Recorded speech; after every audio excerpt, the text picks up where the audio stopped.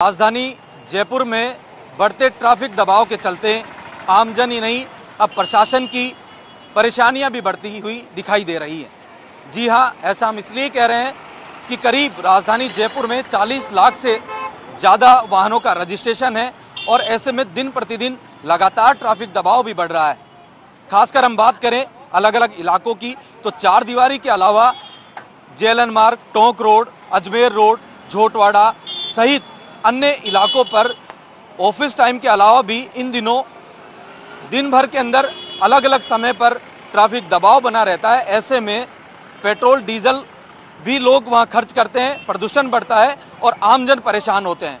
ऐसे में इस सभी से परेशानियों से निजात दिलाने के लिए क्या कुछ प्रशासन की तैयारियां हैं, किस तरह आमजन को जागरूक किया जा सकता है या फिर सरकार की ओर से वैकल्पिक मार्ग तैयार किए जा सकते हैं, फ्लाईओवर बनाए जा सकते हैं, या जिस तरह दूसरे देशों में या फिर अगर बात करें देश की राजधानी दिल्ली की तो वहां भी ऑड इवन सिस्टम के माध्यम से ट्रैफिक को कंट्रोल करने की कवायद कई सालों से लगातार जारी है।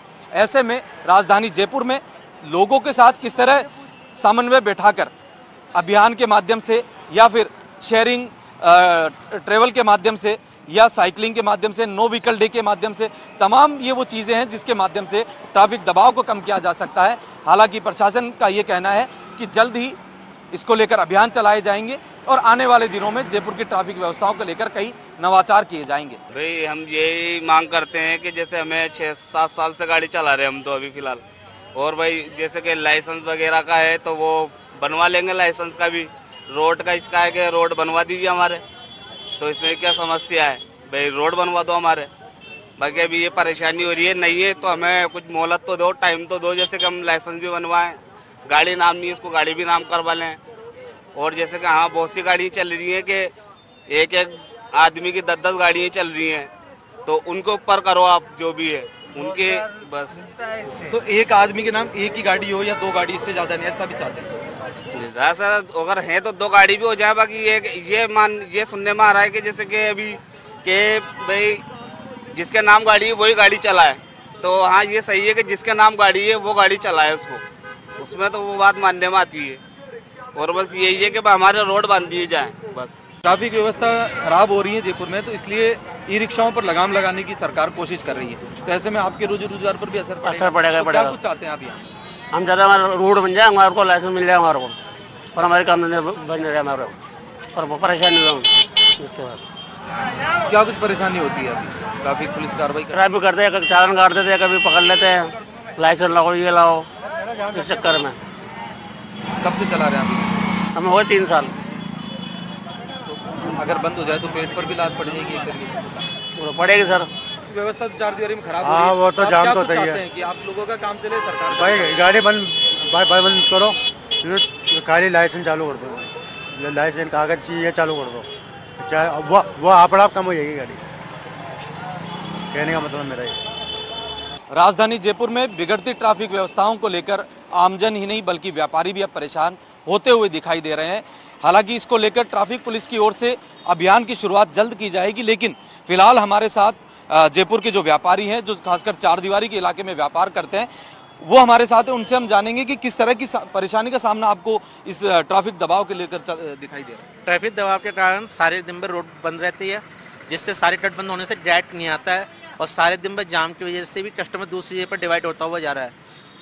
प्रशासन से बार बार अपील करते हैं कि ई रिक्शाओं की संख्या को कम किया जाए, ठेली वाले जो रोड पर सारे दिन भर खड़े रहते हैं उनको निजात दिलाई जाए, पर प्रशासन की तरफ से इसके खिलाफ कोई कार्रवाई नहीं की जा रही है अभी तक। तो ये जो इलाका जहाँ पार्किंग लगती है, क्या इस जगह को ई रिक्शा को दे दे और पार्किंग की अलग से व्यवस्था हो सके, ऐसा कुछ? अगर पार्किंग की व्यवस्था खत्म कर दोगे तो फिर व्यापारी और कस्टमर के जो वाहन होंगे वो वहाँ पर खड़े होंगे, फिर तो टोटल व्यापार खत्म हो जाएगा। तो ई रिक्शा के लिए आपके हिसाब से क्या होना चाहिए? उनके ई रिक्शा के लिए सबसे बेस्ट ये है कि हर एरिया के अंदर उनकी संख्या निर्धारित की जाए, जिससे कि वो व्यापार में सब कुछ सुचारू रहे और यातायात में बार बार बाधा नहीं आए।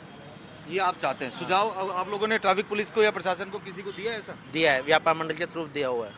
ठीक है, व्यापार मंडल की ओर से इनकी ओर से दिया गया है प्रस्ताव, लेकिन आप लोगों के क्या कुछ समस्याएं आती है और व्यापार पर भी असर हो रहा है इस चीज? व्यापार में तो बहुत असर होता है, ग्राहक रुकता ही नहीं है, ई रिक्शाओं की वजह से, परेशान की वजह से पार्किंग नहीं कर पाता है। और चले जाता है सीधा का सीधा ही, और दूसरी जगह अपने कॉलोनियों में डिवाइड हो रहा है बिजनेस।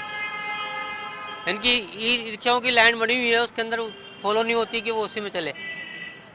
किस समय ज़्यादा ट्रैफिक रहता है? और शाम के 3 बजे के बाद तो ट्रैफिक ई रिक्शाओं का ज़्यादा है, और रात के 8 साढ़े 8 बजे तक रहता है, दोपहर में फिर भी खाली रहती है। तो ऐसा भी हो सकता है कि जो लोग यहाँ कार लेकर आते हैं या खुद के वाहनों से जो आते हैं, शेयरिंग कैब यूज़ कर सकते हैं, या फिर एक दिन जैसे ओड इवन का दिल्ली में सिस्टम है, वैसा भी कुछ होना तो चाहिए, लेकिन ऐसा अभी तक अपने जयपुर में ऐसे चलन नहीं हो सकता है, क्योंकि हर आदमी अपने आप साधन लेकर के आना चाहता है कि शेयरिंग नहीं हो सकी, इतनी व्हीकल भी नहीं है। पब्लिक ट्रांसपोर्ट की व्यवस्था कम है। अभी कल भी पेपर में आया था कि पहले 440 रोडवेज बसें थी जो अब 220 रह गई। जब बसें दिन प्रतिदिन पब्लिक ट्रांसपोर्ट कम हो जाएगा तो उसके अंदर व्यापारी को मजबूरन अपने वाहन लाने पड़ेंगे। तो आप लोग भी चाहते हैं कि लोगों को इस इलाके में जब आएँ, क्योंकि खासकर यहाँ काफ़ी समस्या आती है कि अपने वाहनों से नहीं आकर बल्कि सार्वजनिक परिवहन की, लेकिन साधन उनको मिले, जब सार्वजनिक साधन मिलेंगे जब आएंगे ना। खाली ये ई रिक्शा खरीदते हैं और उनकी इतनी बढ़ोतरी होती है कि पूरा रास्ता जाम रहता है। पहले इस रूट पर मिनी बसें काफ़ी चलती थी, बड़ी बसें तक चलती थी पहले तो इस रूट पे, हाँ रोडवेज की लो फ्लोर बसें, अब बहुत कम हो गई। उनको पहले लाइसेंस बंद कर दिया, क्या करा ये उन्होंने मालूम। तो देखिए व्यापारी तो परेशान है ही, जिस तरह जो पहले इस इलाके में प्रचलन था मिनी बसों का, ऑटो रिक्शा का, वो सभी चलते थे, लेकिन ई रिक्शाओं के कारण काफ़ी परेशानी का यहाँ सामना करना पड़ रहा है। आप किस तरह की समस्या यहाँ देखते हैं? ई रिक्शा में सबसे बड़ी समस्या ये है कि उनका कोई मतलब वो नहीं है, जगह स्थापित नहीं है। बीच बाजार में रोक लेते हैं, बीच बाजार में खड़े कर लेते हैं, आपस में एक दूसरे इकट्ठे हो जाते हैं, तो काफ़ी परेशानी का सामना करना पड़ता है। व्यापारी आने से पहले, ग्राहक आने से पहले घबराता है कि चांदपुर में चलेंगे तो अपने को जगह नहीं मिलेगी, पार्किंग की जगह नहीं मिलेगी, और व्यापार दिन प्रतिदिन चौपट होता जा रहा है। एक तो ऑनलाइन की वजह से चौपट होता जा रहा है, दूसरा हमारे ट्रैफिक की वजह से चौपट होता जा रहा है बाजार। व्यापारी की समस्या कोई सुनने वाला है नहीं, प्रशासन को लिख के कई बार दे दिया, व्यापार मंडल के थ्रू भी दे दिया, लेकिन कोई समस्या सुनाई नहीं पड़ती। पार्किंग की व्यवस्था कोई है नहीं। यहाँ आसपास पार्किंग कहाँ है अगर कोई आना चाहे तो? चौगान या अजमेरी गेट, चांदपुर, रामनिवास बाग, आतिश मार्केट, 5 जगह है, लेकिन ग्राहक इतनी दूर से आ नहीं सकता। ग्राहकों को वहाँ पार्किंग में जगह ही नहीं मिलती है, क्योंकि डेली 24 घंटे खड़ी करने वाली गाड़ियाँ वहाँ खड़ी रहती है। तो आपके हिसाब से क्या सुझाव हो सकते हैं? सुझाव बताइए आप। सुझाव, ई रिक्शा को कंट्रोल किया जाए, ई रिक्शा की क्वांटिटी कम की जाए, उससे काफ़ी फर्क पड़ेगा। पब्लिक ट्रांसपोर्टेशन अच्छा चालू होए तो काफ़ी फर्क पड़ेगा। तो मतलब ऐसा इस जोन को बनाया जा सकता है कुछ टाइम के लिए, भाई 5 से 7 या 5 से 8, ऐसा कोई टाइमिंग का सुझाव कि भाई उस समय वाहन नहीं चलें, केवल निर्धारित जो चीज़ें रखी गई हों उनको चलाया जाए, जिससे कि ट्रैफिक दबाव। वो तो ऑलरेडी बनी हुई है, ट्रैफिक का पिकअप वगैरह 5 से 7 बंद रहती है। और ई रिक्शा की सबसे बड़ी समस्या हो गई, क्योंकि ई रिक्शा वालों का कोई पूछने वाला नहीं है, उनको कोई टोकने वाला नहीं है, टोकते हैं तो लड़ाई करने को आगे रहते हैं, इसलिए ई रिक्शा की सबसे बड़ी प्रॉब्लम है। देखिए ई रिक्शा यहाँ सबसे बड़ी समस्या बनता हुआ दिखाई दे रहा है। एक और व्यापारी हमारे साथ हैं, किस तरह की समस्या है और आपकी ओर से सुझाव क्या है?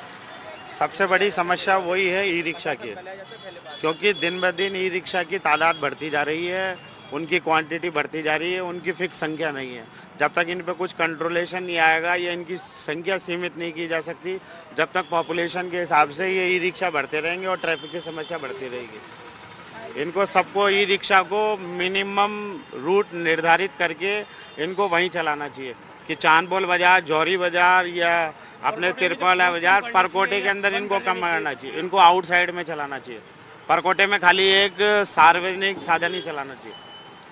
मतलब आपका कहना है कि ई रिक्शाओं के कारण ये समस्याएं आ रही है? ई रिक्शा के कारण ही समस्या आ रही है। ई रिक्शा परकोटे से बंद कर देना चाहिए। वैसे कायदा ये कहता है कि ई रिक्शा परकोटे से बंद करके इनको आउटसाइड चलाए और पब्लिक ट्रांसपोर्टेशन जो पहले चलता था वही चलाया जाए तो ज़्यादा बढ़िया रहेगा, क्योंकि उनकी क्वांटिटी कम रहती है, सुगमता से बसें मिल जाती है, सुगमता से आराम से पब्लिक आती है जाती है, कोई तकलीफ नहीं होती। इनमें चोरी चकारी का भी बहुत डर रहता है, ई रिक्शा में जेब कटी बहुत होती है, कोई सुनने वाला नहीं है प्रशासन में।